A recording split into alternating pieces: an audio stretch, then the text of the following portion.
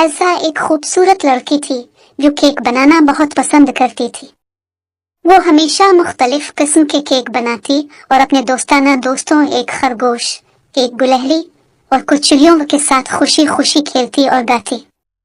Elsa की एक सौतेली माँ और सौतेली बहन लूसी भी थी। सौतेली माँ एल्सा को पसंद नहीं करती थी और हमेशा अपनी बेटी लूसी की खूबसूरती की तारीफ करती थी। एक दिन एल्सा की एक दोस्त ने इसे मशवरा दिया, क्यों ना तुम अपने बनाए हुए केक्स को बेकरी में बेचो, इस तरह तुम्हें कुछ पैसे मिल सकते हैं और सौतेली माँ की बातें भी नहीं सुनी पड़ेंगी। एल्सा ने इब्तिदा में डरते हुए इनकार किया, लेकिन इसकी दोस्त ने इसे यकीन दिलाया कि वो इसकी मदद करेगी। एल्सा ने अपने दोस्त की मदद से केक्स तैयार किए और उन्हें बेकरी में बेचने के लिए भेजा।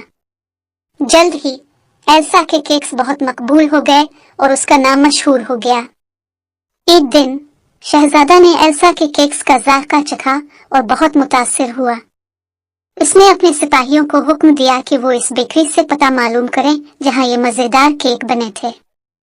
सिपाही बेकरी में पहुंचे और वहां के मालिक से कहा, हमें इस जगह का पता चाहिए जहां ये केक्स बने हैं। बेकरी के मालिक ने पता बताया और सिपाही एल्सा के घर पहुंचे। घर पहुंचकर सिपाहियों ने एल्सा की सौतेली माँ से कहा कि शहजादा इस लड़की को बुलाना चाहता है जिसने ये मजेदार केक्स बनाए हैं। सौतेली माँ ने अपनी बेटी लूसी को एल्सा की जगह महल में भेज दिया और कहा, मेरी बेटी लूसी ही वो लड़की है जिसने ये केक्स बनाए थे। जब लूसी महल पहुंची, शहजादा ने इसे देखते हुए कहा, तुम्हारा बनाया हुआ केक लाजवाब था। मैं चाहता हूँ कि तुम महल में हमारे लिए हमेशा मजेदार केक बनाओ। लूसी ने खुद को एल्सा की जगह पेश किया और कहा कि वो आइंदा भी केक बनाकर भेजेगी। शहजादा ने कहा, आज मैं तुम्हारे साथ मिलकर केक बनाना चाहता हूँ ताकि तुम्हारे हुनर को खुद देख सकूं। लेकिन जब लूसी और शहजादा केक बनाने लगे तो लूसी को परेशानी हुई क्योंकि इसे केक बनाना नहीं आता था जैसे एल्सा बनाती थी। इसने खूब कोशिश की लेकिन फिर भी केक मजेदार नहीं बना।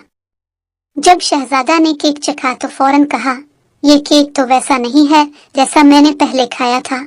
इस पर लूसी फौरन बहाना बनाते हुए बोली, शायद यहाँ वो अज्जा नहीं हैं जो हम घर में इस्तेमाल करते हैं, इसीलिए जायका मुख्तलिफ है। लेकिन मैं वादा करती हूँ कि कल मैं घर जाकर शहजादे के लिए बेहतरीन केक बनाकर लाऊंगी। शहजादा ने लूसी की बात मान ली।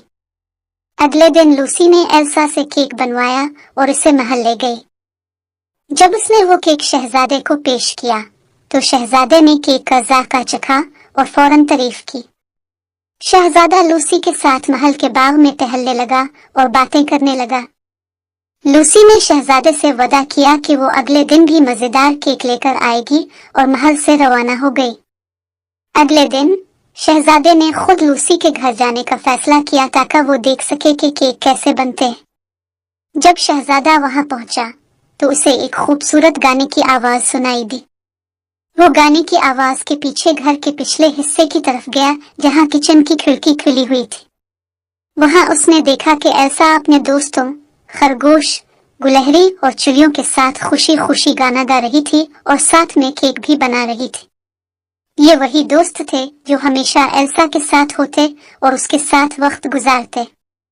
जब एल्सा ने केक तैयार किया तो लूसी से लेने के लिए किचन में आए।